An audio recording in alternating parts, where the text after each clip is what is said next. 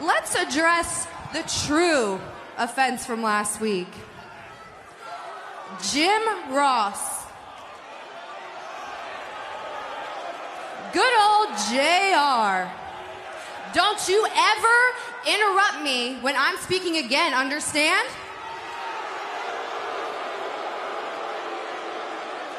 I know you know I'm a dentist because that's all you care to talk about when I'm in the ring. Yeah, you sit there all smug and pretentious in judgment of my division, of my generation, and you sit there each week and collect a very large paycheck while we do all the work. Be the legend I grew up on, Jim. Not a sloppy barbecue sauce sales rep who can't even get our roster's name straight.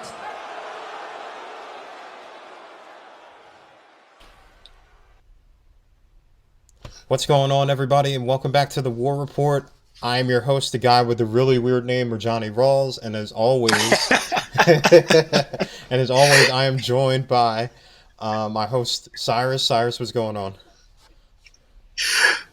You really got me with that one. I don't think your name is that weird. I love my name. I love going by Murjani and not MJ anymore.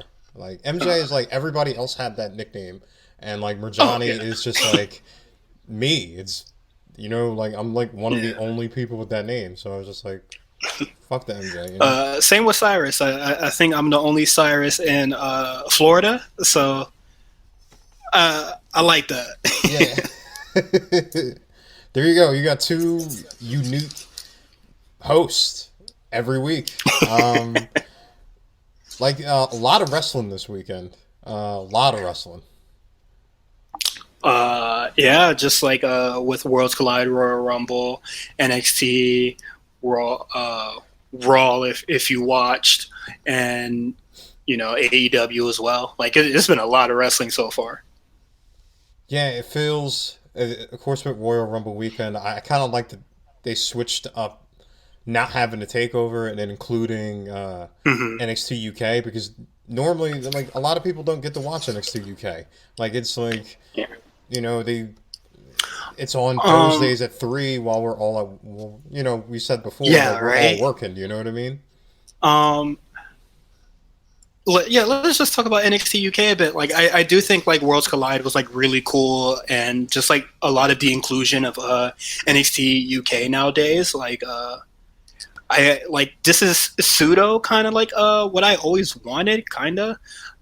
Just more NXT UK representation. Like, I know a lot of people aren't a fan of British wrestling, but they do have a lot of good wrestlers over there. So it's just like it's kind of like. We are kind of missing out, but it's also like kind of inconvenient because tomorrow, you know, like if I work today, guess what? I missed it, you know? So it's kind of hard to keep up with NXT UK, but they're doing some really cool stuff over there. And I think Worlds Collide really did something for them, and the Dusty Classic. For example, like, I don't know if people got time to really watch it today, but like, Birch and Lorcan are over there. They had a tag team match with the Hunt. That was pretty good. And then you had Imperium go against like Flash Morgan Webster, Mark Andrews, and Mastiff, which was also pretty good. So like, if you get a chance, I mean, like, try to check it out on the network. I know like it could be iffy from week to week, especially, but it's good that they have guys like Jordan Devlin. Like, we'll talk about, like, Mustache Mountain, you know, even Kaylee Ray and Tony Storm more featured on the USA Network and NXT where people can see them, you know? And, you know, just with, like, the recent news with Jazzy Galbert leaving, and I think Killer Kelly is like kind of hinting at leaving out as well. But I do think like the NXT UK division, like they do have some really good wrestlers there. I just think the only issue is like I don't think a lot of them are like exclusive, you know, because you know, like Ginny, who's like current Progress Women's Champion right now, like a lot of them are still like, you know, wrestling in different promotions in the UK and you know, just in Europe in general. So it's just like it's shaky with some of the women there, but they do have like some really good women wrestling over there.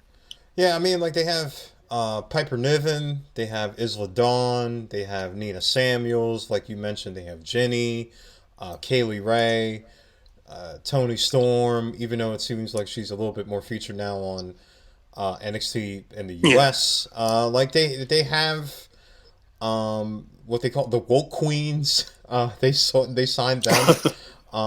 You know what I mean? They have a good smattering of women and different flavors of women, like women wrestlers over there. It's just that, you know, I wish that they were in a time slot where people can watch them. You know what I mean? Like, because like it's often forgotten. Like, do you like with all the wrestling that happens? Like, you know what I mean? Like from Monday to, you know, to Wednesday to Friday. If you watch Impact on Tuesdays, if you watch the NWA Power, like with all that, like you're like, like, am I gonna turn on the network and watch NXT UK? Yeah, and I also think like, you know, WWE does have like a lot of content, you know, like I think like once 205 Live was announced, I was just like, damn, like you guys are like, you know, spreading me real thin. Like, you know, I'm watching Raw, I'm watching SmackDown, I'm watching NXT, you know, that is X amount of hours of wrestling. And now I also watch AEW as well. So, you know, that, and this week I had to watch the show for Spot Callers. So it's just like, you know, I want my time. And I don't fit in, you know, 205 Live or NXT UK, but I think, you know, I didn't come up with a wrestling resolution, but I think I'll watch some more NXT UK this year. Yeah, I'm gonna try to too. I'm gonna make a conscious like effort, like with all the movies and TV I kind of write about, and like the music, like to watch them because there is some really good wrestling over there. Before we get into Worlds Collide and what we thought about it, let's jump into some news. All right. Wait. You know, so I've been listening to all the RNC shows, and they all have segment names. We don't have any segment names, but I came up with one. All right, go ahead. We're in the trenches. I like it. Yeah. So our news segment is going to be called In the Trenches. I like it. It goes with the War Report thing. So we got a little bit of news from NXT. And one piece of news from AOW. So Ronda Rousey was on After the Bell, and she talked with Corey that she really wanted to face Rhea Ripley in NXT. I know everybody really thought, including myself, thought that the trajectory of her coming back would be directly at Becky. But no. It looks like she wants to face Rhea, and then there's been some rumors that Charlotte is going to challenge Rhea for her WrestleMania spot. What do you think about both of these pieces of news? Like, you know, we talk about it off air with like our friends and stuff, and it's just like, you know, like Ronda Rousey and Becky Lynch, like they really don't like each other. I don't think they do.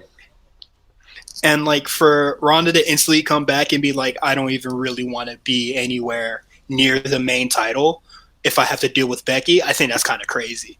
And, you know, like also like not having like a title match at WrestleMania, you know, that's kind of like, these are like really, you know, Ronda Rousey did main event WrestleMania, but like still being 2 times in a row and you're in a title match at WrestleMania, like that's a big deal.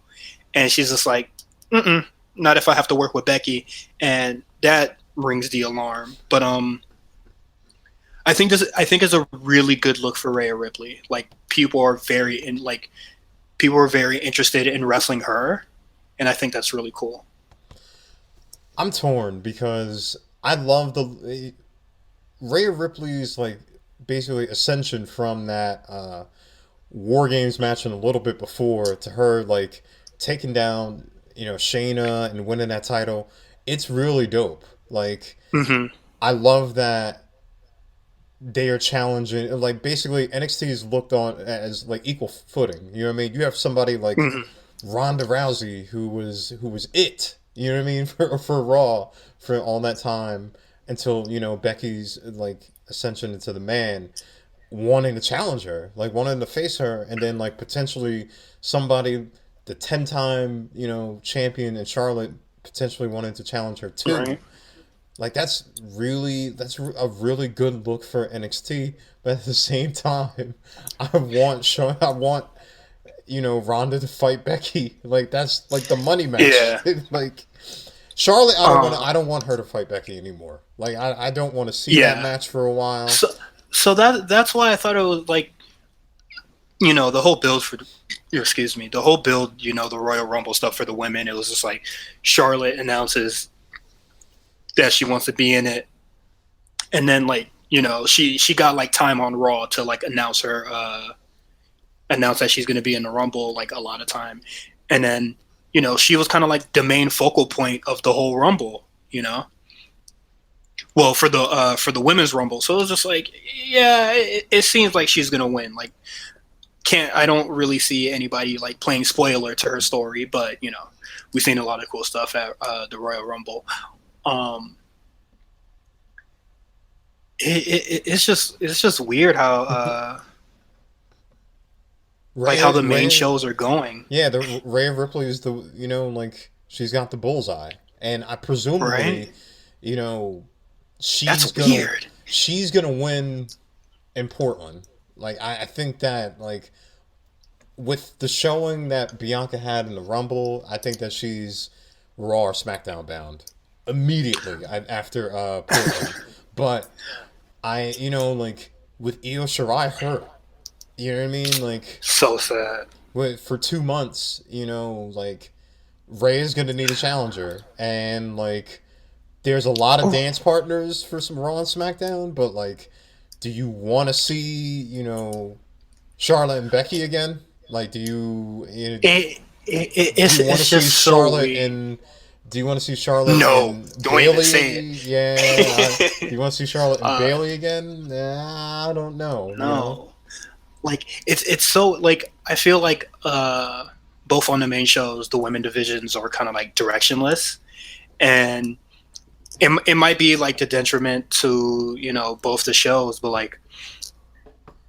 Actually, no, I'll retract that. I think it's a really good look for NXT that they're being treated like as equal footing, and like the legit third brand with them being featured on like the whole lead up to Survivor Series, NXT winning Survivor Series, Shayna winning the main event, Paul Heyman in his Royal Rumble promo where he says SmackDown, Raw, and NXT, like. That's like some really big stuff that's going on, but just for like but for the main shows, it's looking weird. Yeah, because like not to step on like the A show, but like nah, they did. They stepped on our toes. Well, like Sasha Banks. I guess she's hurt again. So like, is she gonna be ready for like WrestleMania run? Because but like, what is she doing for WrestleMania? Bayley? Because I would think that would be the money match right there. Sasha versus Bayley. Okay. Well, I'm telling you, right now, once SmackDown does Sasha versus Bayley, that is it for the women's division. True, because you have. Lacey Evans, not really sure what she's going to do there after, the whole Bayley thing. I don't think that's over, though. I think that's going to happen for another month. You have Carmella. You have Fire and Desire. Maybe they break them up. I'm not really even sure what they're doing with them. You break them up. You break them up, then do what? I don't know. Like, and I think, I think the Kabuki Warriors definitely need to like, I don't know, they just need to do something with the tag belts. So I think SmackDown desperately needs those tag belts. Yes. Raw, I mean, they're presumably getting back Ronda Rousey. NXT, yeah, so NXT, like we'll talk about it. NXT is loaded with women. Yes. They're probably like now NXT was the best women's division, I would say, out of ALW, Raw, SmackDown, like they have the best. Like there was 3 women matches. Yeah. And like a lot of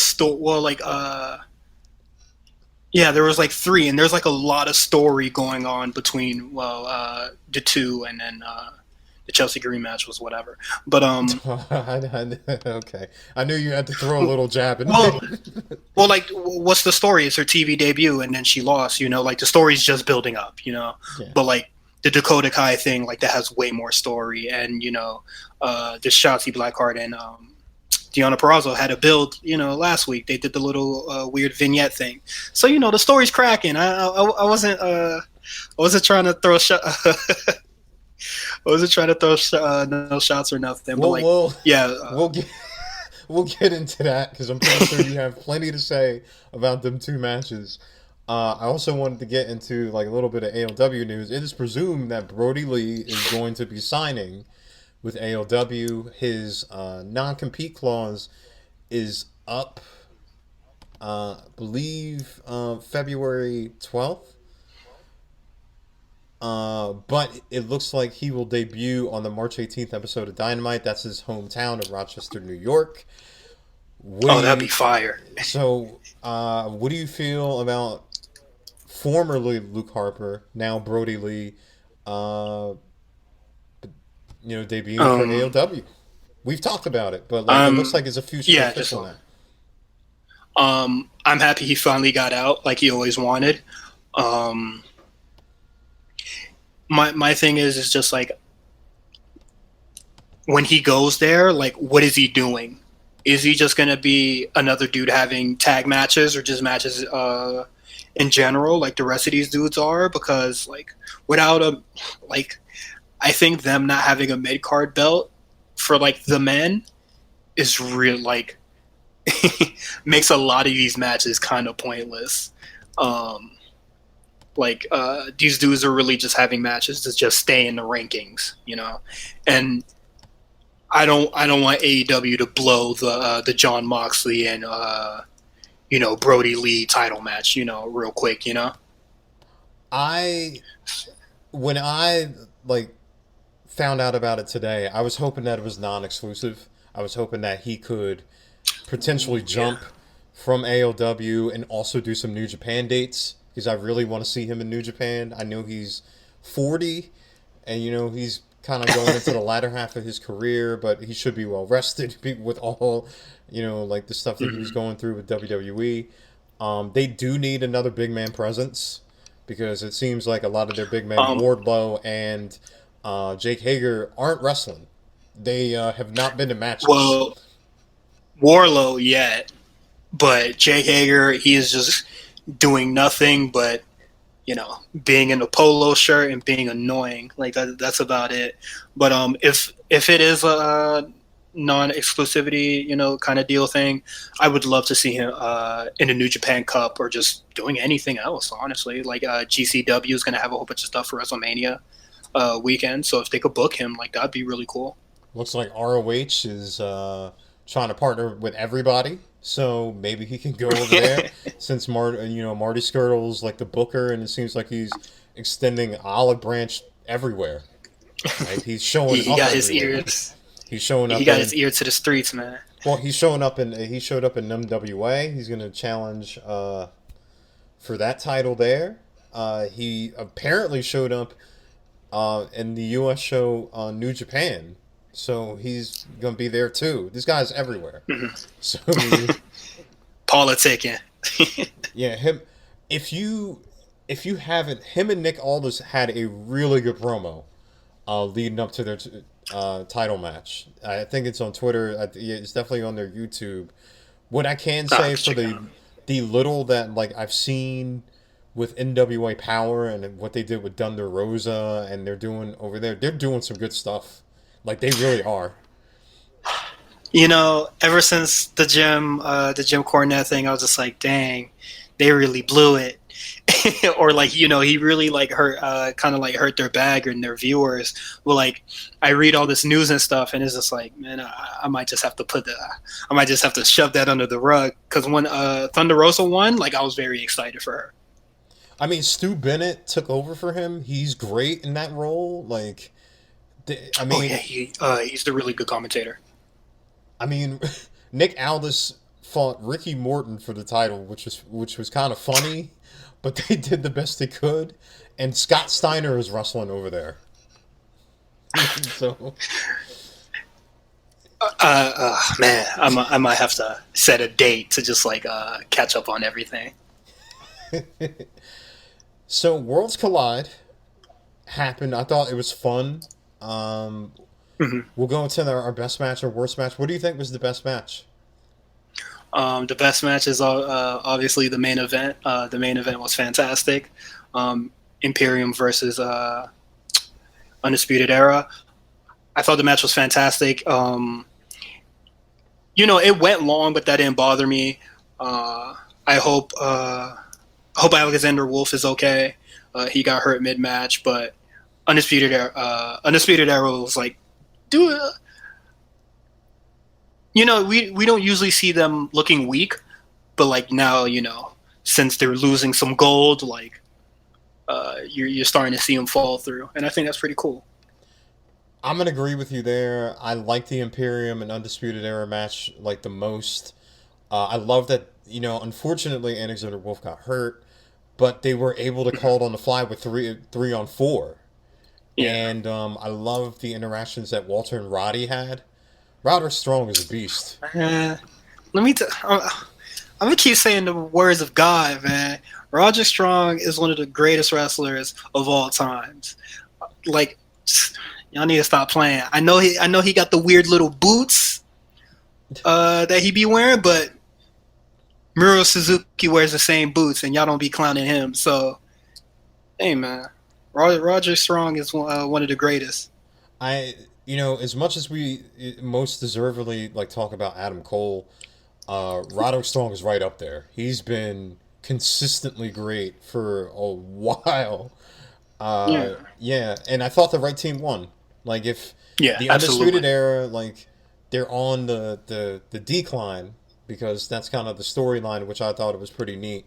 But if you wanted to make NXT UK look important, Imperium was the one, and Walter got his. I know everybody complained about Survivor Series, but Walter looked great here. All right, Yeah. He made up for it.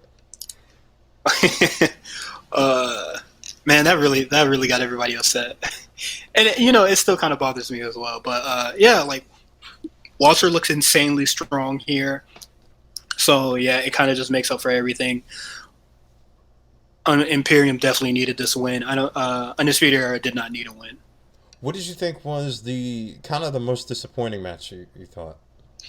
Finn Balor versus Ilya Dragunov. Or Ilya Dragunov? Yeah, Ilya Dragunov. Ilya Dragunov. All right, go. Like, why'd you think that one? Well, first, I'm not a big fan of Dragunov. I've made it vocal before. I just think a lot of his mannerisms are weird, and I'm not a big fan of his offense. Finn Balor did what he could.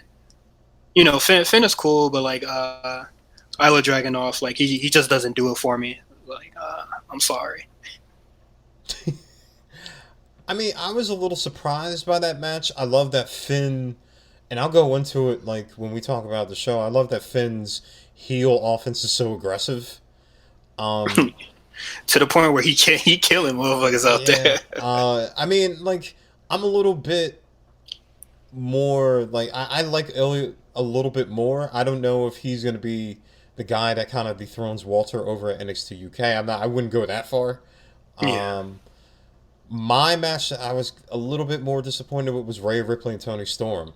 For some reason, I mean, I liked it, but I've liked their previous matches a little bit better. Like, not to say that this was a bad match at all. It just seems like there were some points where I didn't feel like they gelled a little bit. Like, they were kind of off. That match was shorter than I thought it would be. Yeah, it was the shortest match on the card. It was 10 minutes. Like, well, no, Kaylee Ray, if you want to count like all the matches, yeah, Kaylee Ray, the pre-show, it was 9 minutes. But, like, main card, it was 10 minutes. Yeah, I don't know what that was about. Like,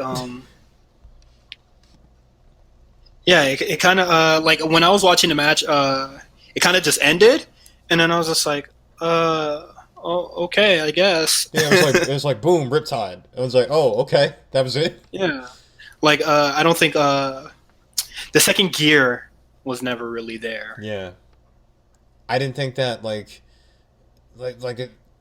it seemed, that they were like going through the motions, and it could be because they were short on time, like. You had DIY versus Mustache Mountain before then. They had like a 22 All the minute time match. in the world. And then you had the Imperium Undisputed Era, which was almost 30 minutes. So like they had to get their stuff in. I don't think anybody thought that Tony Storm was going to win here. Obviously, Rhea was going to win, but Yeah. yeah, I just I thought the match would be a little better, but before yeah. yeah, before we get into like a little bit of the NXT like Rumble stuff, what'd you think about Jordan Devlin winning that Cruiserweight title? Didn't expect it. I said it last week. I wanted Andrew Garza to retain because I would like a longer, title reign since all the cruiserweight title reigns are fairly short. You know, it seems like it's just like they hot potato the title a lot. But Jordan Devlin has been doing some really good work for a really long time. So if this is how they want to reward him, so be it. Where is he going to defend it? Is he going to be on NXT more often, or they're going to have fun with it on NXT UK? Personally, I don't think they need it on NXT right now. Now that the North American title is on Keith Lee, so there is that secondary title, and Isaiah Swerve Scott can like challenge for it if he wanted to. Like once the big Hoss battle is over, which we'll get into, but like it's fine that NXT UK finally has a mid card belt. Yeah, they did mention that Devlin will be like in between shows, so he'll be on NXT UK and he'll also be on the regular NXT, and he'll be on NXT next week. Just little stats. This is basically from April 2009 to now. Yeah, Tony Nese, Drew Gulak, Leo Rush, and Angel Garza have the belt before Jordan Devlin. That's 4 guys before we got to Devlin. Gulak had the longest out of the 4.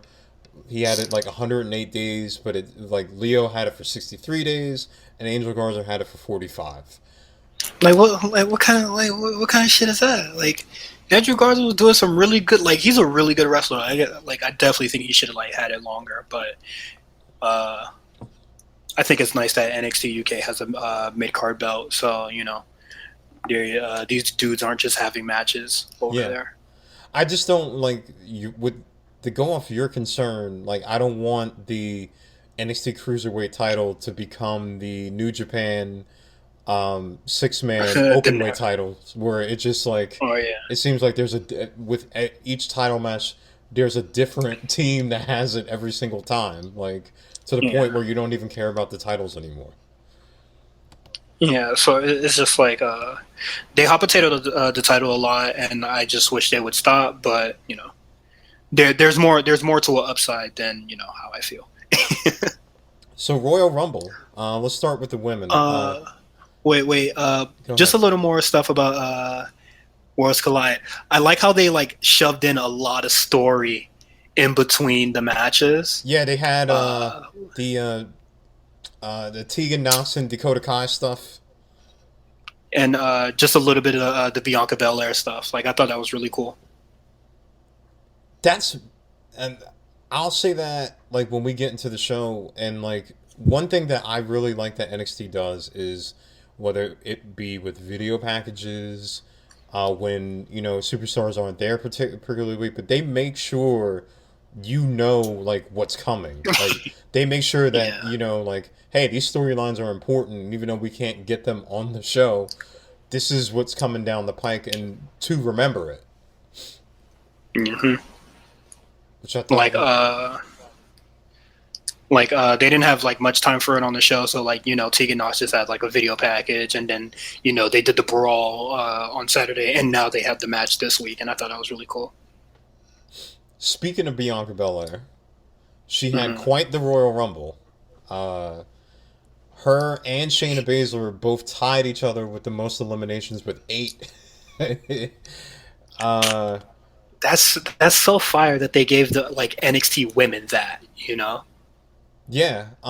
Bianca Belair, she had 33 minutes. Sasha Banks still holds the record. She was in there for 54 minutes, and Bianca Belair was in there. She was number 2, and she looked absurdly strong. I love what they did with Shayna Baszler also. Just to give you like a flavor of all the women who were from NXT in there, there were 11. So it was Bianca, Mercedes Martinez, Candice LeRae, Mia Yim, Dakota Kai, Chelsea Green, Toni Storm, Xia Li, Shotzi Blackheart, Tegan Nox, and Shayna Baszler. I thought Bianca Belair was the MVP. Bianca Belair looked great. Mm-hmm. Just a really good Royal Rumble overall, and you know, there was a lot of NXT women in there, and that's like really, really cool. What'd you think about the go to the men? What'd you think about that Keith Lee Brock Lesnar size up? Big boy. Who this motherfucker? Like Brock is hilarious. Like, he saw Keith Lee, huh? Yeah, he was like, big this boy. man big as shit. Yeah, that was really funny. You know, Keith Lee looked great in there.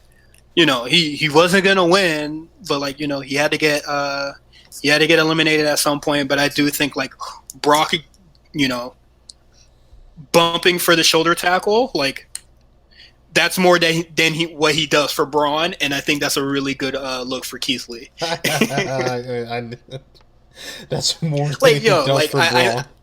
I think like, you know, why do you guys hate Braun so much? Let's go into that. I know that there was a shoe punch that happened. I don't hate him. Brock do. Yeah, Brock hates that man. Hates that man. Bro said, "Brad, you got your nipples pierced?" Bop. He put.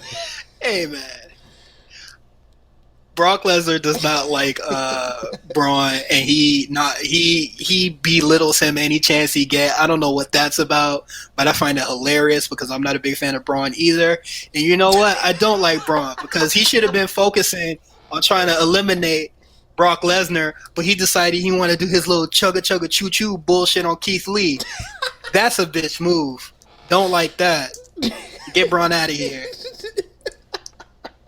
Okay. Oh man, listen, Braun Strowman, forever the bridesmaid, man. He, you think that he's gonna win the title, but then they just pull the rug right out from him every single time. It's like Charlie Brown and Lucy, I think Lucy with the football. The football. She just puts it there, and Braun is like, "All right, I'm gonna kick it," and then he just whiff, done. I don't know. Maybe beat Shinsuke. I don't know. We'll see. I thought the Shinsuke elimination. I thought he'd last a little bit longer in there. You know, but it is what it is. You know, big wrestling fans that know our history, we're just like, oh man, you know, it's the New Japan. You know, like Shinsuke gonna fuck him up. You know, get revenge for New Japan. Bro said, get your ass out of here, boy.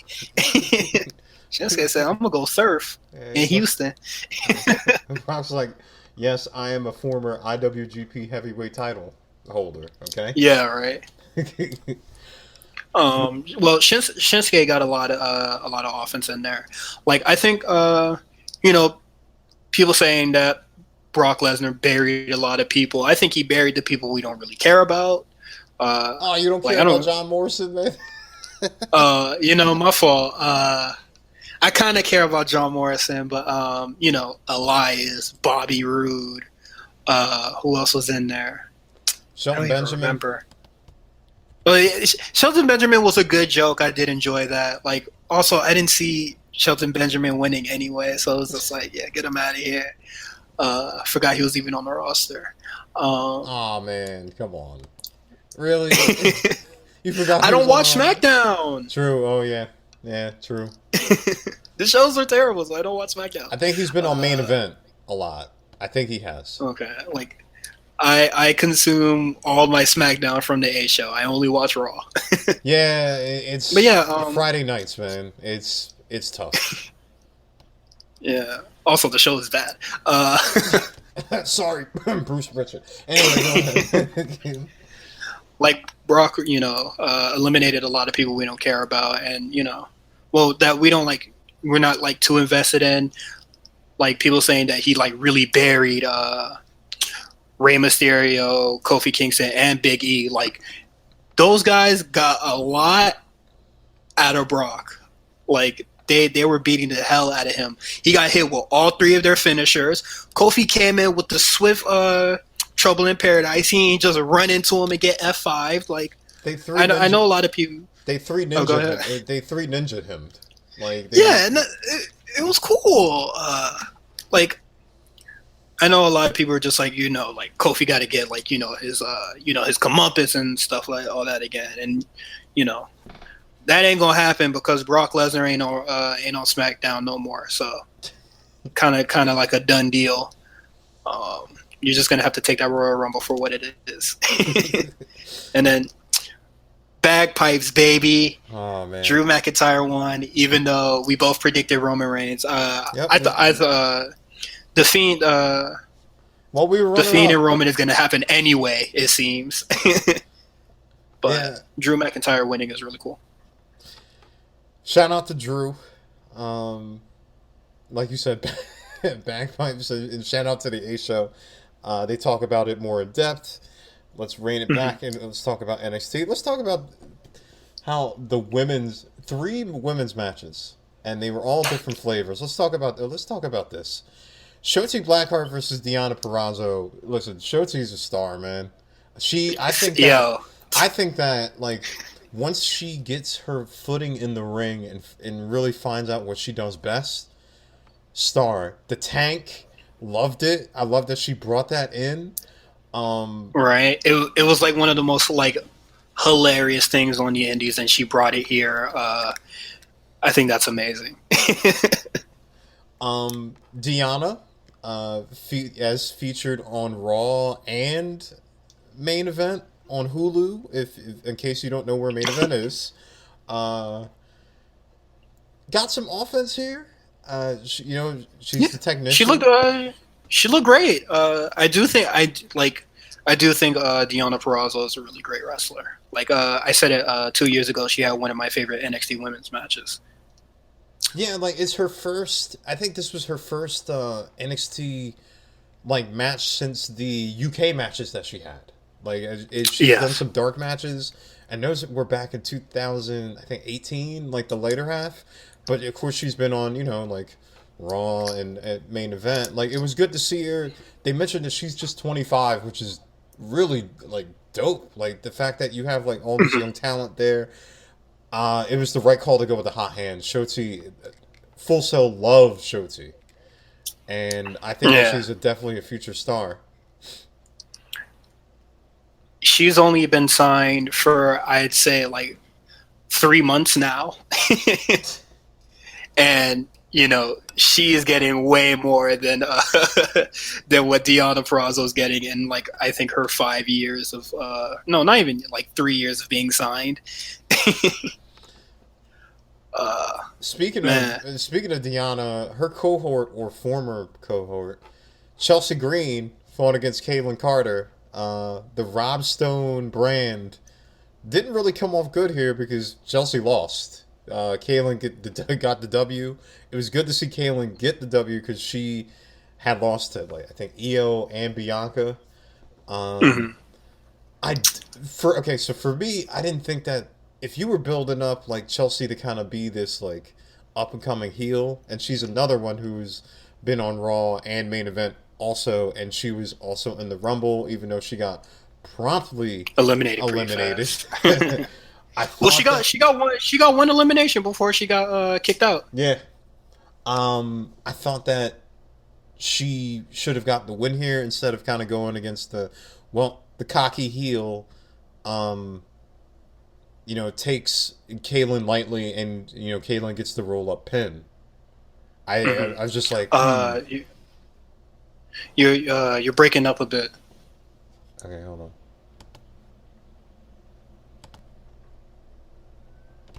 I thought that she.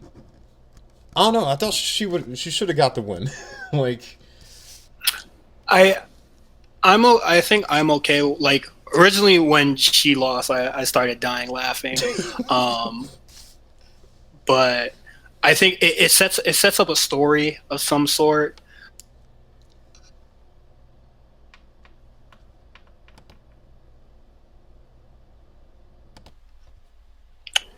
Yeah, so I'm not too mad at it, but I did think it was funny. okay. What? Okay. I'm trying to figure out how to frame this. Like, why is it funny? Yeah. Like, what? Okay, Go ahead.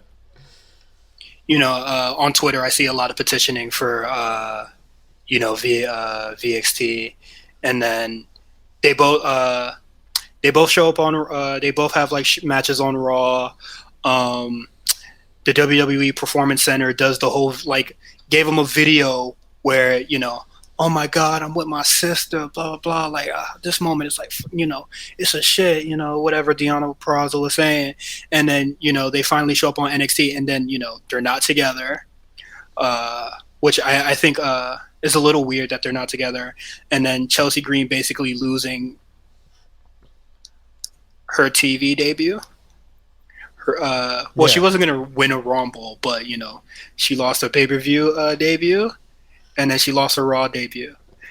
And I like bothering Justin about it, so it makes me laugh. Also, I don't think that she's that great in ring, but maybe that opinion will change over time. It's weird. Like they used to reference each other a lot, and it's been a lot less lately. Like to go to your point where like VXT, like I know Rachel Evers was a part of it and she's rehabbing from the ACL injury, but like it's weird that they kind of broke them up.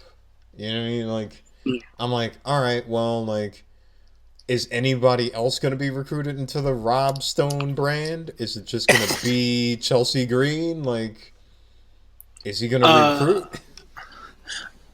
Like I think the Rob Stone brand thing is like I don't know I don't know how to feel about it. I think Malcolm Bivens is the guy for me for that. Yeah, people are just like screw Rob Stone. We want to see Malcolm Bivens instead. Like I don't want to say that because I don't want to be like man, I ain't trying to hurt no man's pockets or nothing like that. But I think like both of them being on the same show, I think is going to be just a little conflicting, Yeah. To round this all out, we had the grudge match between Tegan Nox and Dakota Kai, which I was actually surprised that it ended so abruptly. Like at first I was just like, oh no, man, why'd you do that? And then I was just like, I understand. You got to build up to something more because it can't just be like it can't be the Mia Yim thing where Dakota wins and then their hands are clean after that. Yeah, like it was weird because there was a point where the ref was like, bring it back in the ring, but they were fighting out in the crowd. So I'm like, all right, no countouts, no nothing.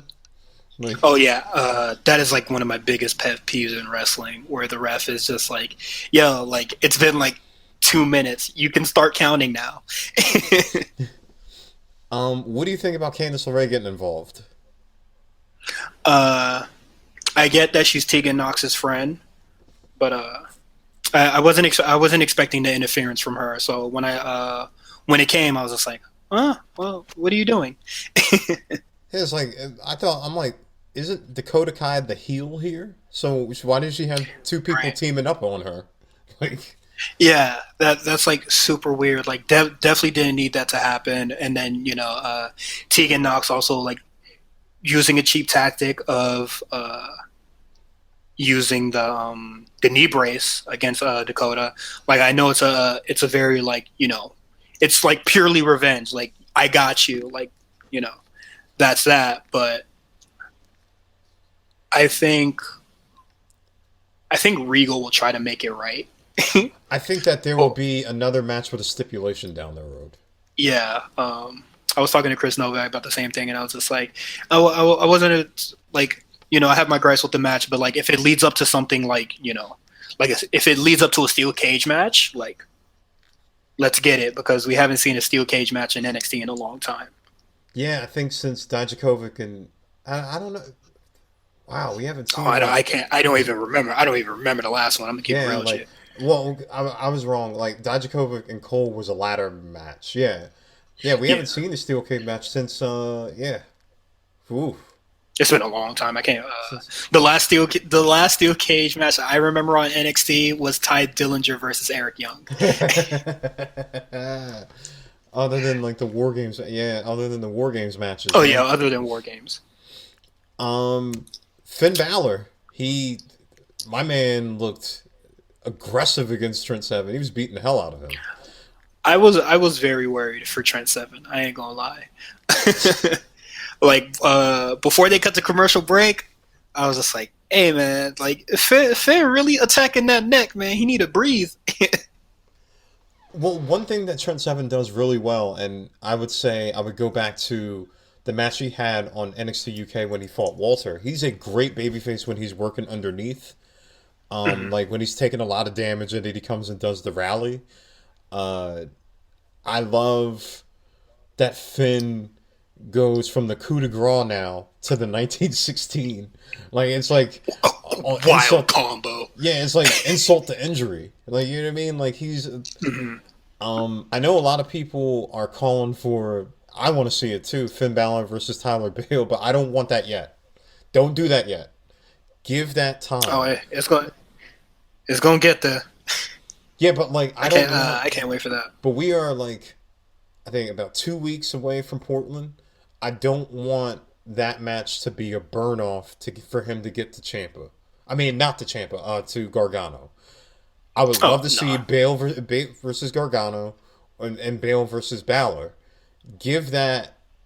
Let that simmer and have that be a WrestleMania match. Like Tyler deserves like a bigger stage than that. So like Triple H, let him go. Paul, get the Mania joint, the Mania takeover.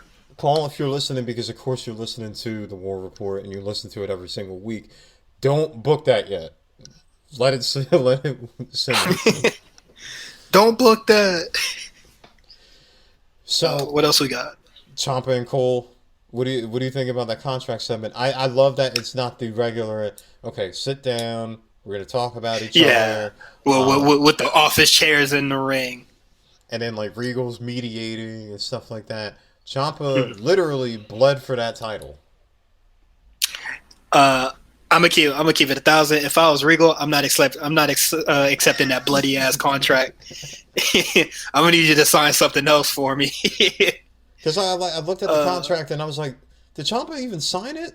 Like, is he just bled on it and just kind of like, all right, cool. Well, he signed it and then wiped his blood over his signature, so you probably can't even see if it's his. Come on, man. If I was Regal, I'd be like, nah, can you sign something electronically for me? Yeah, I'm like, I'm not a lawyer or anything, but I'm like the legality of signing it and then like bleeding over it. Like, is the contract void? That's gonna be crazy when they have iPads in the ring and that's the contract signing. They start electronically signing this shit. Yeah, you have a stylist and you're like, right, boom. So we had an impromptu match because Keith Lee needs a challenger. So you got Dominic Dijakovic versus Damian Priest. These are Keith Lee, Dijakovic, and Priest are three very athletic big men. It was weird because commentary was like, this is for the number one contendership. Okay, maybe it's not. Maybe it's for an opportunity down the road. I'm like, what is it? So, like, Dijakovic wins, but Do you want to see Keith Lee versus Possibly. Dijakovic again? No. Like, don't get me wrong, they have really good matches, but I said it on Twitter. Like, I definitely think that Damian Priest should have won here. I just think he's more of a heel than Dijak is, you know. And I think I just, you know, it would just be something different, you know. They tangled in the Fatal 4-Way, but I don't know, man. I think I definitely think Damian Priest should have won here. I think this is either going to go down as a triple threat, or it's going to lead up to Damian Priest.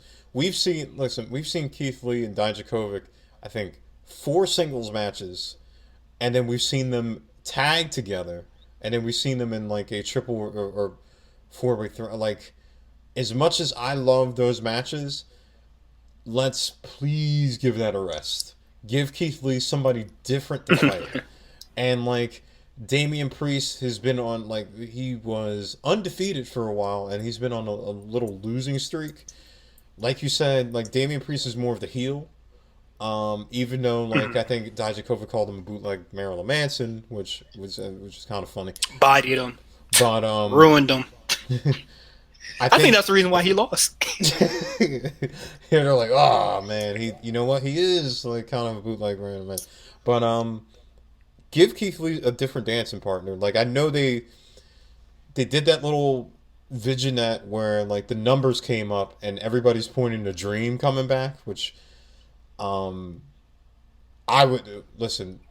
I've been missing Velveteen Dream, like his presence on the show, and I think back to the Invasion. I'm like, imagine Velveteen Dream coming down on SmackDown. Like, how dope that would be.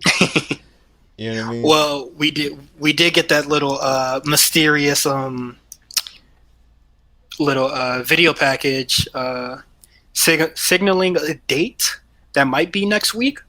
Yeah. So a lot of people are speculating that we might be seeing the Velveteen Dream next week, and I think that would be really cool. To close NXT out, of course, we had the Broserweights versus the Grizzled Young Vets. Listen, Broserweights were going to win, okay? I love that everybody got to see the Grizzled Young Vets. I think I come on here every single week and sing their praises. Yes. They're a great tag team. I love the dynamic with the Broserweights, basically with Riddle not being serious. And Pete Dunne just like looking at him like, come on, man.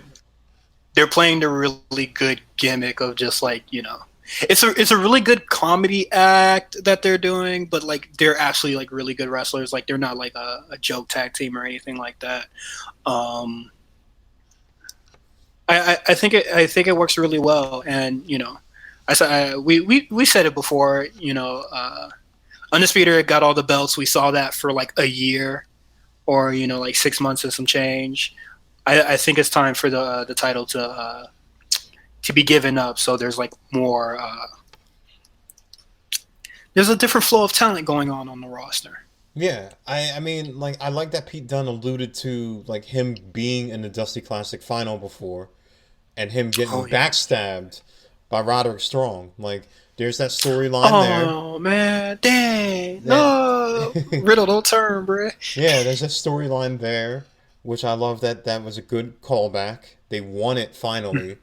And of course, you know, it goes on the whole thing because you had Aleister Black and Ricochet last year when it with two singles guys. They ran through that. They said they both on Raw. They can't lose here. Two singles guys who won, and it just kind of like keeps that going. I think the Broserweights go on in Portland, and I know everybody loves the Kyle O'Reilly air guitar thing, but I think that comes to an end there. Yeah. We've seen it, and I just think you know, the division will kind of like flow a little more once they're out of it, you know.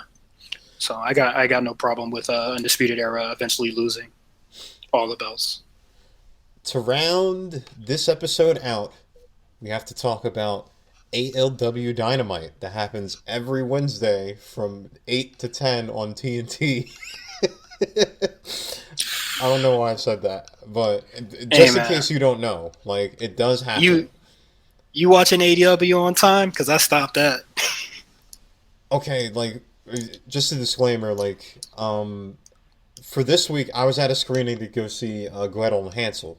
So when I came home, I usually watch ALW first, and then I watch NXT.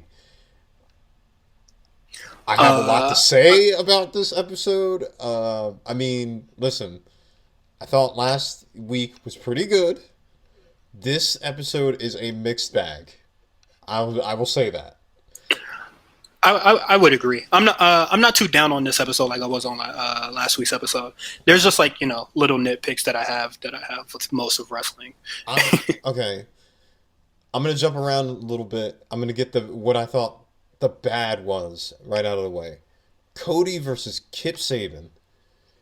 These two guys had I'm glad chemistry at all. This was Cody's worst match, and I'm not trying to be like really, really down on Kip because he's had good matches. Like if you look at him and Kenny Omega, that was a really good match. But this was not Cody's fault. These guys had no chemistry at all. I would agree as well. Like I'm a big fan of Kip Sabian. I think I said it before. I think he should be in the Inner Circle instead of Sammy Guevara. Like he seems like a way bigger piece of shit. But like this match is like really weird. Like I'm not sure if I like the Kip Sabian Penelope Ford combo as much as I thought I would. Like he's a really good athletic talent, but it seems like he's just like relying on interferences with her. And then Arn Anderson just oddly just freaks the hell out and then gets himself injected. And I'm just like, why'd you do that? You're a veteran. Hold it together. Like, huh? And then, Cody can't lose, so Cody wins anyway. Yeah, Cody, like, gets aggressive and hits 2 crossroads on Kip. And I'm like, all right, well... I don't get it. Cody has now beaten, Darby Allin and Kip Sabian. Like, he's basically, like, getting these W's against up-and-coming guys who needs that run because in order for me to care about Kip Sabian and Joey Janela, I look at that 4-6 overall record, and I'm like, all right, well, Kip just lost, and this was not a good match, so why am I looking forward to him and Joey? You're looking forward because mid-match, Penelope Ford and Kip Sabian wanted to do a kiss spot, but Joey Janela's right there. I was just like, are you serious? I think what would have been better if Joey Janela ran a distraction or something and probably negated some of Penelope Ford's BS against Cody, and that's how he gets the win after Arn Anderson gets himself ejected. Yeah, I just made too much sense for them AEW boys, bro. Well, I'm just like, Arn Anderson is the coach, but I'm not. But what is his purpose? What is he coaching? What is his purpose? You know what I mean? Like, even to start the match, like, Kip Sabian does like a run and drop kick, and it seems like it caught Cody off guard. So I'm like, wouldn't you scout that? When you like, and then Kip Sabian also goes out the ring and he like pushes Arn Anderson, and then just like the Joey Janela and Tully Blanchard thing, leave these old dudes alone if he's not going to do the if they're not going to retaliate of any sort. Like if Arn Anderson wasn't going to get in there and do like the sneaky spine buster again, like don't put your hands on him. That I think. A lot of people love Arn Anderson, like him being on screen in general. I think that's doing a lot for a lot of fans. But just, I don't like his place is kind of weird. So let's talk about Moxley and the Inner Circle because AOW did a rare segment where they opened with a promo. Usually they've been starting with tag matches, like to get the crowd hot. Moxley comes down, like they call him Pirate Moxley because he has the eye patch. Whoever these doctors are that is letting him go out there and fight with one eye, find him again. But here's the thing: this is ridiculous. He has the thing with Jericho, right? He has the interaction. Then Jericho comes down and like calls the rest of the inner circle down. What is that music? Is that the inner circle's music? Like, well, they played some music when they came out, and I'm like, redo that. They played some music. Like, it can't be inner circle music because whenever Jericho is tagging with the inner circle, they just play the Fozzy song. Yeah, but like they played music, like it looked like it was like, I guess for the rest of the inner circle, and I'm like, redo that. So they come out, and not only that, they bring 5 more people, like 5 more thugs, apparently. And Jericho just got some random dudes off the street and say, "Hey, how good are you taking a punch?" So like, they have this, and I think that it ran on a little too long. So Moxley, I think he punches Santana, somehow gets the bat. Body Santana. That is like crazy. And then attacks everybody, and then like security breaks it up, and I'm like, what were the 5 guys for? Like what? Like they didn't do any damage to Mox. It looks like Mox came out like and just beat 9 or like stood his ground against 9 other guys. Yeah. Inner Circle, man. They should be way more fearsome than with like how they're being portrayed. I really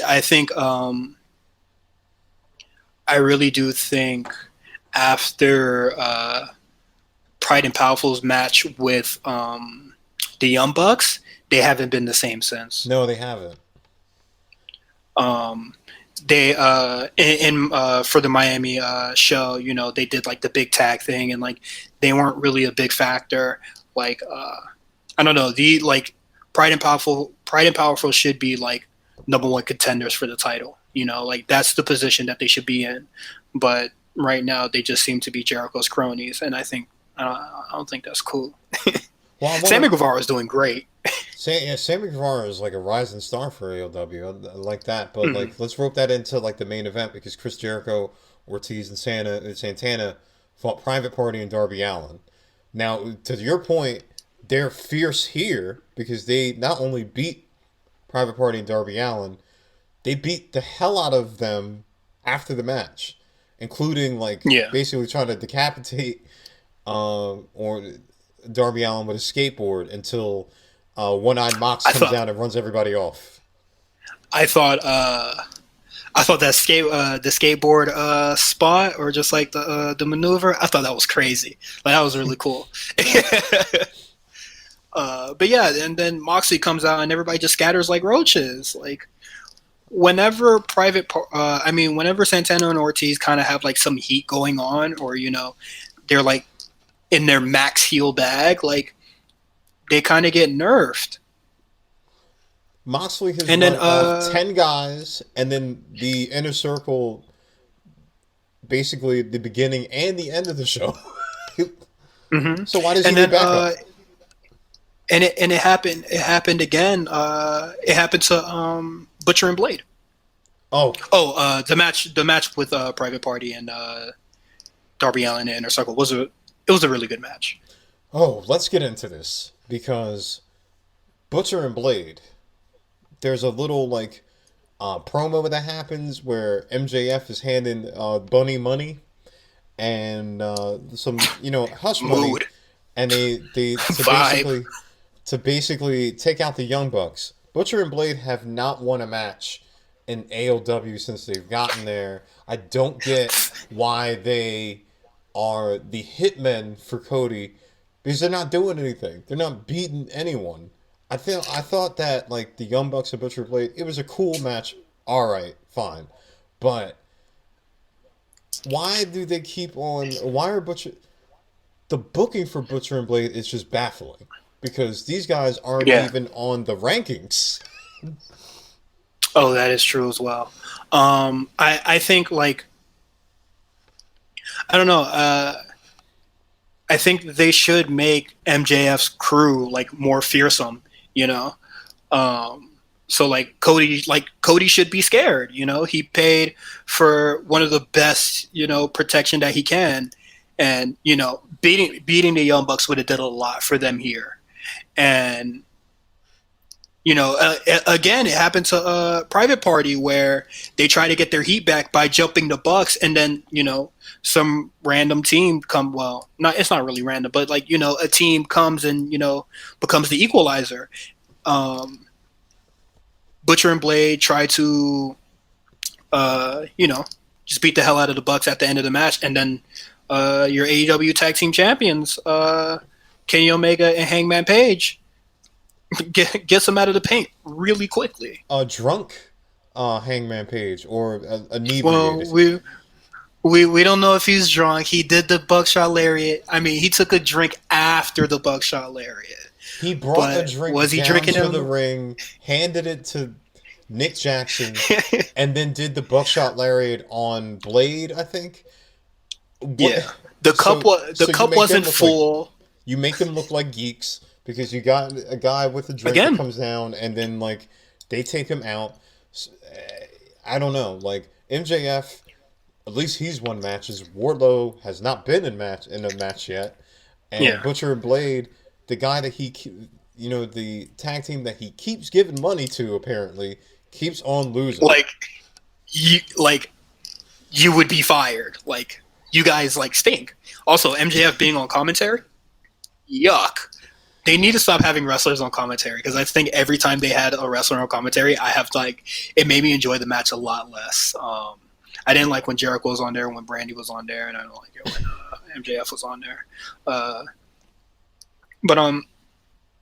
It's just weird. It's just like LOL, the Elite wins, The Butcher and Blade should be another team that should be like at least in the top 3 of those rankings. They're not even registered on the scale of even getting on the rankings because they haven't won a match. They've won. Actually, they haven't won a match since the rankings reset. So yeah, they haven't won a match. Of course, they are alluding to the Young Bucks versus Hangman and Kenny eventually. That definitely seems. That might be a Revolution match. It could be. Yeah, I know they have the 8-man tag, so it's going to be the Elite, Butcher and Blade, and then a team of Butcher and Blade's choosing to go. Okay. Who the hell they gonna pick? Maybe the guys that are paying them, MJF and Wardlow. Maybe, but MJF is going to be busy because next week, Cody gets his 10 lashes. In Alabama, of all places. Well, where are they at next week? Huntsville, Alabama. Oh, they gonna love a whip. Huntsville, Alabama. Oh, they gonna love that. Let's talk about the women. We had Nyla Rose versus Big Swole. I thought that Big Swole actually looked the best here. It was a little rough in some spots. Yeah. Nyla Rose gets the win. I think she is the number 1 contender whenever Riho, comes back from sabbatical. Please give Nyla Rose the belt. I think they did such a huge mistake by not making her the first AEW champion and having just another babyface just chase it. Like, dog, that's Glow season 1, bro. You're not learning? Nyla Rose should definitely be our AEW Women's Champion, and they aired the Shauna and Nyla Rose tables match. It's a little rough. It's rougher than I remembered, but it's a pretty good match overall. Like Nyla Rose is she beat up 2 people. They're making her a monster again. And you telling me Riho, who be throwing the weakest forearms I ever seen? Come on, man. Hold Just give it to on. Nyla Rose already. Now hold on. We have to talk about the spot because they did not edit this out. Sadie Gibbs does a I told you. does the somersault thing. Nyla Rose is nowhere to be found, and she unfortunately slips and falls. So you can see it, like her arm gets caught on the ropes, and Nyla is like pretty far away. Like I don't know. Off camera. Nyla Rose, Nyla, I guess Nyla thought she was gonna do a tope or something, and like reach her from all the way in the ramp. But yeah, I think that was a very not a really good debut for. Well, I don't think that's her debut, but not a good look for Sadie Gibbs. Like we sing her praises, and then you do this. Come on, man. Well, that's unfortunate. She put it on her Instagram account, so she owned it. She tried to spin it. She's like, "Oh, well, Nyla like scouted me." Thought that was a pretty good spin. Scouted me. Alright, bro. She's trying to listen. She's trying to do her best with that. You know what I mean? I would have edited the whole thing out. I'm so sorry. Yeah, I think that you could have like poochied it. I think once Sadie Gibbs would have like went into the ring, it should have cut to like Nyla Rose like trying to dip. Oh, so like an edge cut. Okay. Yeah. It's like, oh, the camera missed this. Yeah. Mm-hmm. And then she gets hit with the table. Just insult to injury. But yeah, Nyla Rose should definitely be our AEW Women's Champion, man. I think it's ridiculous that she's not. Britt Baker. Go. Britt Baker not only tears into Tony Schiavone again about his gums, she, holy hell, tears into Jim Ross. And it seems like she was taught, it was like tweets from Twitter and right straight to her brain, out her mouth. Went on Jim Ross for basically not knowing women's names in women's division. Just bodied him for the bad commentator he is. Britt Baker might go. You know what? Screw Nyla. Put the belt on her. And then she's like, I love how she closed it because they're in Cleveland, right? And she mentions, she's like, I'm the Baker that you can count on. I'm like, that's genius. Yeah, she's I think she's doing fairly well in this heel role. I think the promo that she cut on the Jericho Cruise was a little weird. And then the initial turn where she was just like, where's Riho? And then Riho being like, I don't know, what the hell what are you saying, Bray? I think it's going really well for Britt Baker. I see big things for her. And then she has a match next week versus someone we haven't seen in a really long time. A really long time. Yeah, I think since last summer. Oh man, like she's fighting Yuka Sakazaki. Yuka. I'm sorry about this. Yuka. I'm pretty sure. I don't have the name pulled up. I'm pretty sure I'm saying it right. Yeah, you are saying it right. Yeah. Man, they're feeding her to Britt. That's kind of messed up. I ain't gonna lie. Yeah, I'm like they should be feeding Big Swole to Britt. Come on, man, Big Swole. Like Big Swole looked good. I thought she looked good against Nyla Rose. Yeah, I know. So she probably get a good match out of Britt Baker and look strong in defeat. Come on, man. Really? It's not a burial if you look good. Like, come on. This is not. Oh, okay. It's different from like Shotzi Blackheart losing to Shayna Baszler. You know what I mean? At least she eliminated Shayna. Okay, Shayna Baszler has some clout. She's Mrs. Shayna 2 times. She's all right, but like Britt Baker's a dentist. Like, come on now. Oh man, I like that she alluded to like JR calling her that. She's like, you call me a dentist because that's really all you know. Yeah, literally. Like I love it. She's getting very meta with it. She's getting real negative with it. But like, she can't keep that up forever. But I'm liking it so far. Yeah, because I don't know who else she could shoot. Bully like that. Yeah, like I don't know, like who's she gonna do? Like who's next? Like Justin Roberts? You know what I mean? Like I don't know, like. Yeah, don't be talking about those. I Like don't see his name on Twitter, man. Like Taz. Nah, like, she can't. Oh man, she rip on Taz. I'm gonna be sad because he's actually really good. Oh man, and it looks like Yuka's like happy to come back too. She's like, it's been too long. Like she said, love fans who've been waiting a long time. Please do ay together again. I like that. Give her like, a good showing, man. Like, don't have her lose. Like, we haven't seen her since Double or Nothing. So, like, don't have her lose in, like, 2 minutes. I have a feeling that they're going to do that. Yeah, that, like, she'll probably have another match at some point where she does get, like, but, like, right now, like, if you're having a match with Britt Baker, I see that they're doing really big things with her, so I just think, you're just gonna have to eat the pin and like come back stronger. An amendment to like what I said earlier. So Butcher and Blade did choose the tag team that they're gonna have a team with. It is the Lucha Brothers. So ooh, so they're losing. Yeah, they're definitely gonna take the L. Yeah, Lucha Brothers don't win nothing. Yeah, unfortunate. It's unfortunate. Oh man, like. Think about the Lucha Brothers, right? They're a big deal, and then they just have them lose all the time. Lose to the Bucks all the time. Fight against. And guess who's in this match? The Young Bucks. The Bucks, like, go on. That sucks. But oh, man. It's a team that could afford the loss. You know, they're fairly over, so I don't think anybody's going to be really mad. Like people just want to see Pentagon Jr. or Phoenix do their thing anyway. To round this whole episode out, Scorpio Sky and Kazarian. Shout out to SCU doing the Kobe Bryant tribute. That was pretty dope. Yes.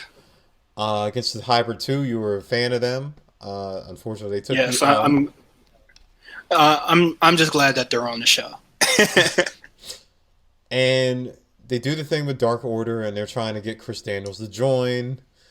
And now they're just going to torture him, apparently. They're going for not only the rest of SCU, but they're going for Chris Daniels' family.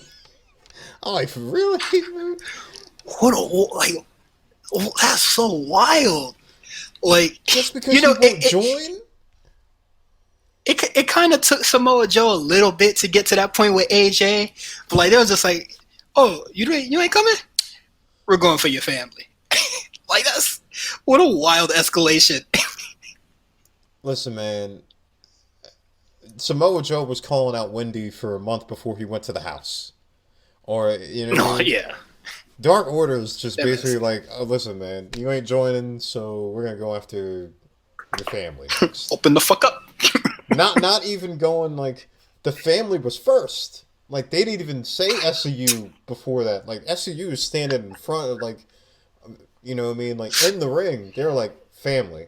Like, damn, because Daniels won't join, you can't find anybody else? Right. But, you know, they got to look fearsome because they still look like dorks. I don't think anybody forgot about what happened during the New Year show. Or, was it? Yeah, New Year's Eve show? It was the last show of 2019 with the whole, like, you know, them beating up the Elite. So they got to look strong, and I think they're getting a new member in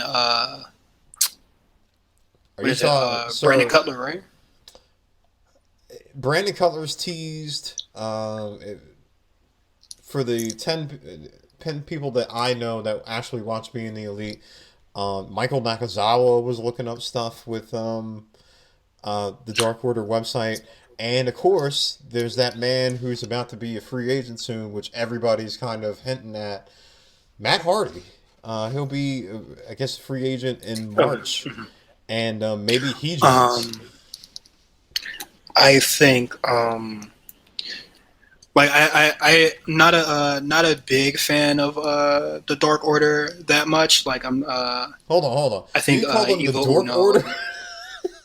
No, I said Dark Order. I swear to God, I said Dark Order. Okay.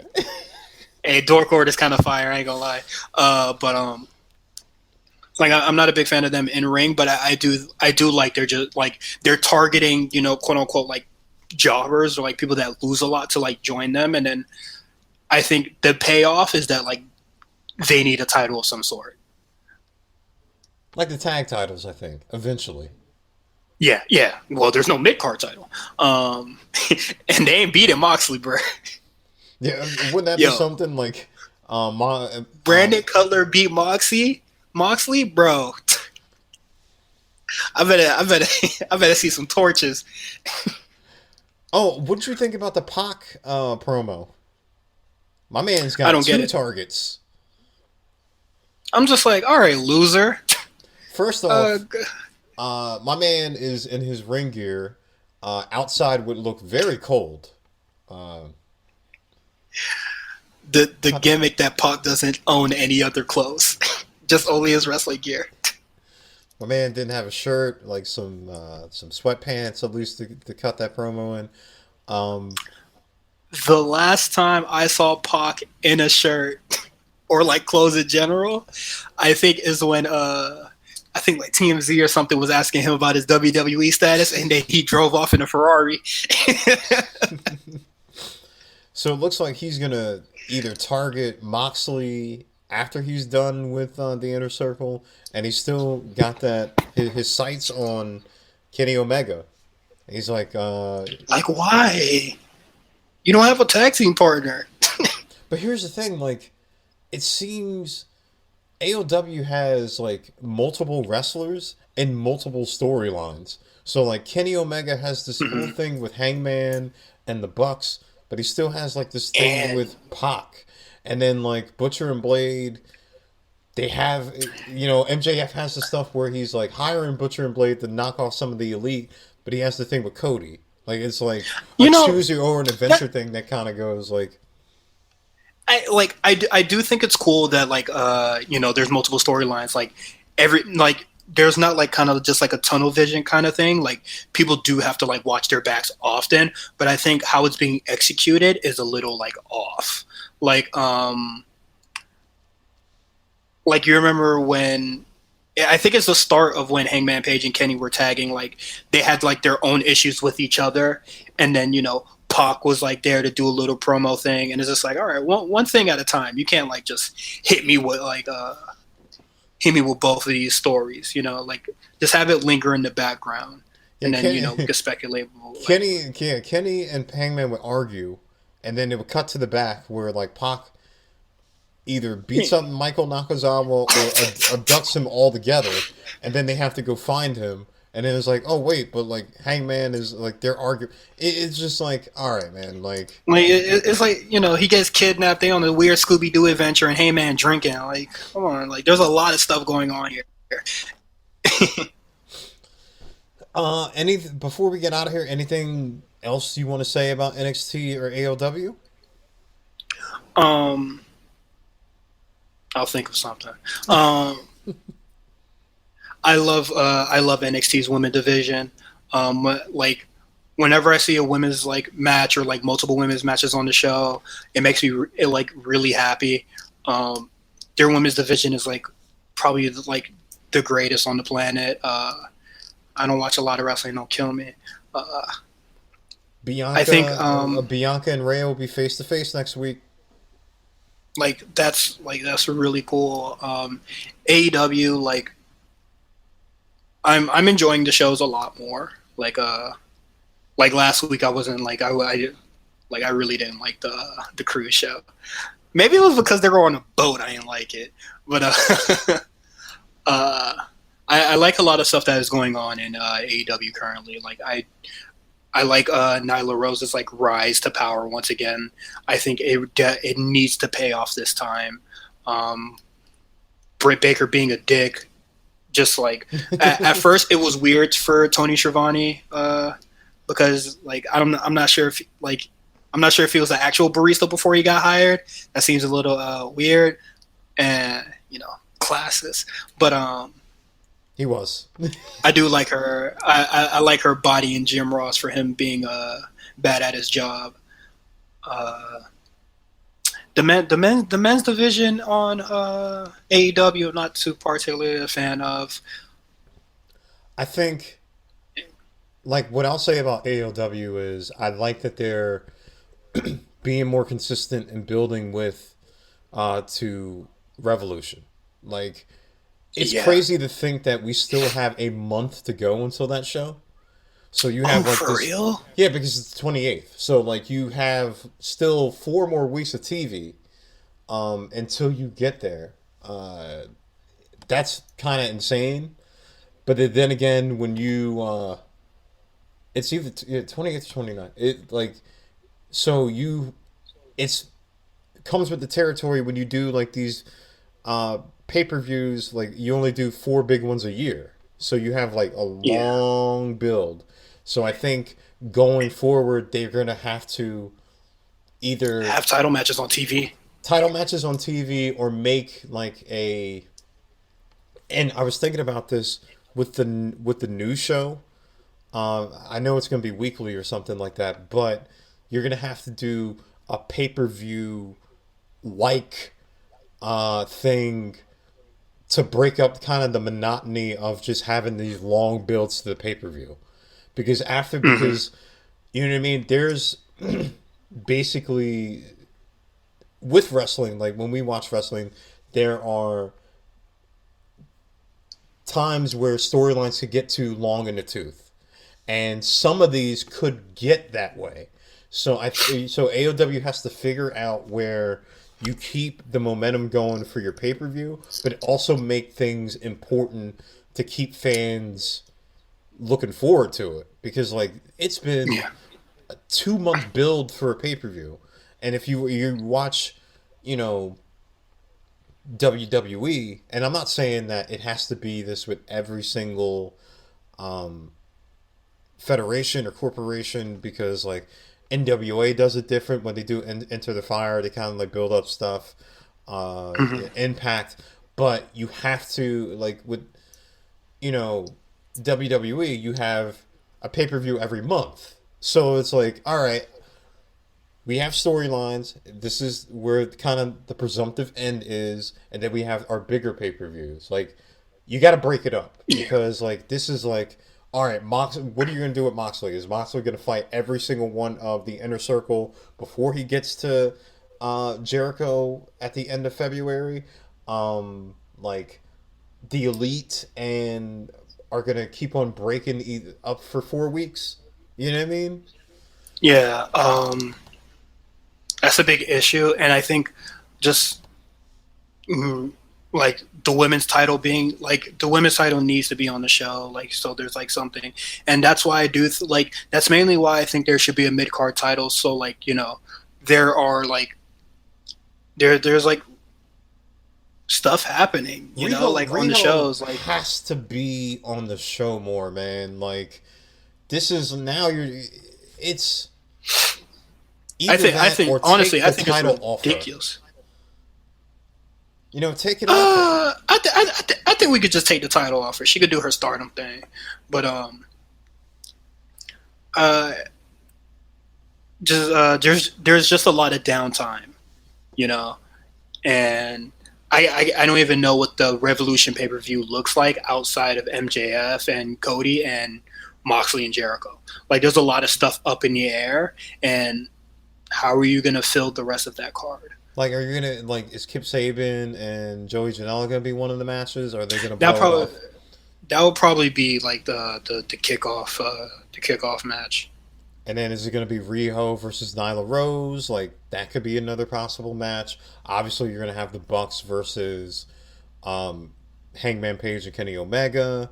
But then, like, what is Pac doing? Like, what is Britt Baker doing? You know what I mean? Like, you have all these free radicals kind of flowing around for a month, Yeah. And yeah, it's just like a lot of dudes are just having matches.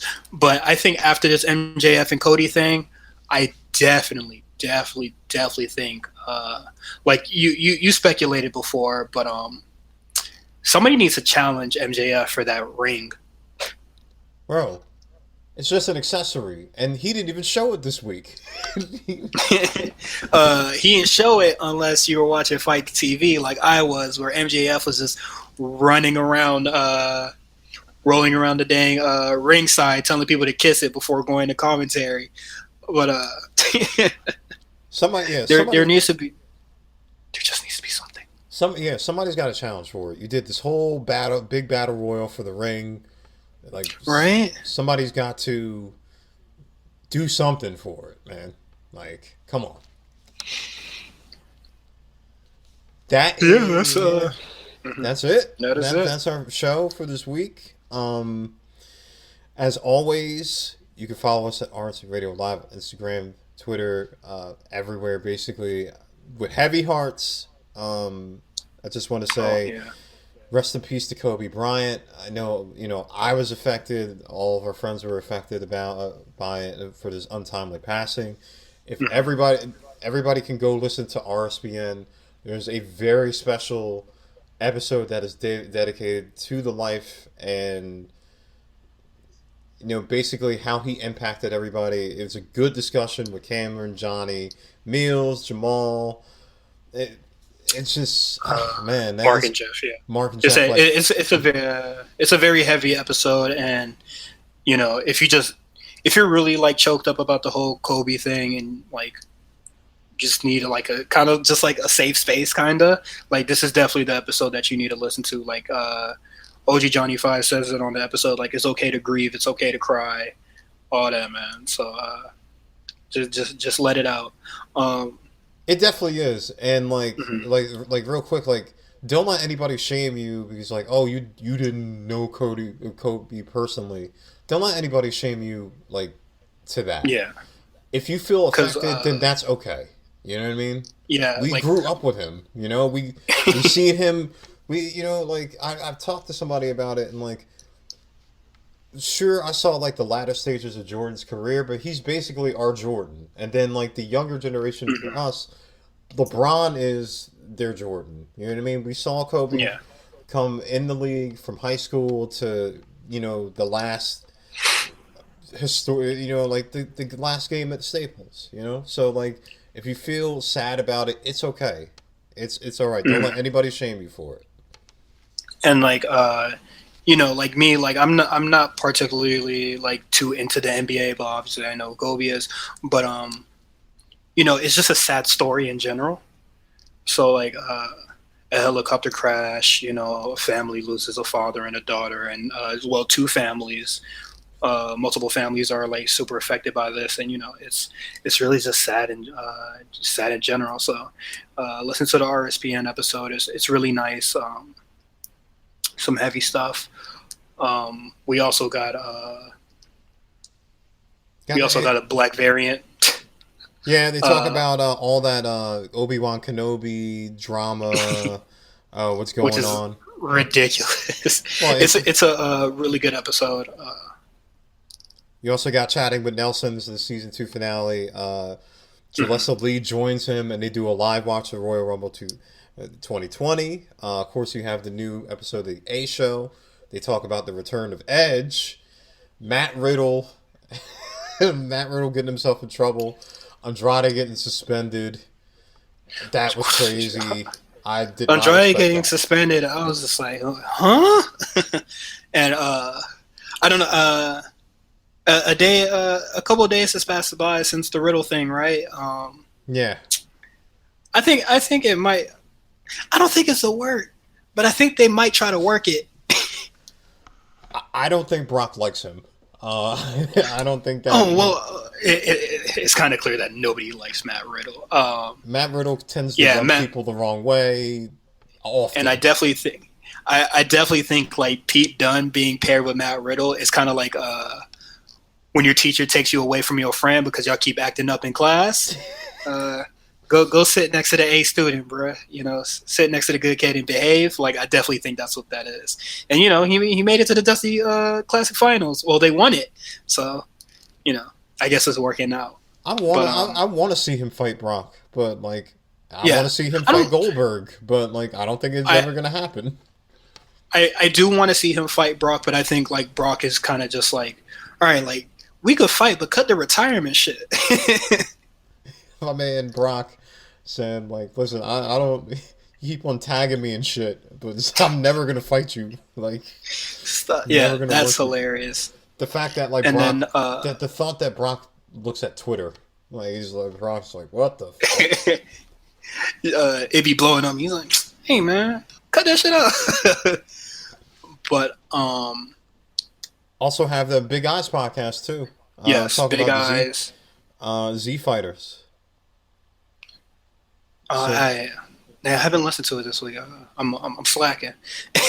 And then new playlist. We got the Party Next Door collection. Also, that's on Apple Music, Spotify, and Tidal. So you have no excuse not to listen to it because basically on every single streaming service. And yeah. RNC Radio has. Also, go ahead. Just also, Spot Callers is a little late. But yeah, I was going to ask you about that. When are we going? It'll be one day late. Sorry, but there was just a lot of complications with a lot of the shows that we tried to get. Originally, we wanted to watch Evolve, the first Evolve 1, that has Davey Richards versus Kota Ibushi and a whole bunch of other amazing talents that are just around the world and NXT today. But when I ripped the DVD, it is blurry as hell. It is pixelated. You cannot see jack shit. And then, yo, you know what? I look at these shows and I'm like, how the hell, how does he get these? Like, some of these are really hard to find. Well, a year ago, Jamal, who does the Big Eyes podcast, helped us watch Death Before Dishonor 2007, I think. But I have a bunch of DVDs that was sent by Quan, the Quan in our chat. He sent me a shit ton of DVDs when he cleaned out his parents' crib. So I have a whole bunch, but it just didn't work out when I ripped it, and I just don't know how to do it right. Like, I feel like I'm messing up, and this has I feel like it has happened before, and I fixed it somehow, but like it just didn't work. And then I sent Justin another show, and then he was just like, "Hey, I had it in my Google Drive. I'm not gonna say what it is." And then he was just like, "Hey, it's not working," and I was just like, "That's bad." And I got that news Monday that it wasn't working. So it's just a lot of complications getting a lot of these like really unique wrestling shows. Just wait on it, everybody. Like, Spot Callers is fun. Spot Callers is a fun show to listen to. But we will be watching The Last Afro. It's Kyoko Kimura's retirement show. So it happened 2 years ago, so it's like kind of like the 2-year anniversary of the show. And I watched it earlier today. It's very fun, so I can't wait to talk about it with Justin.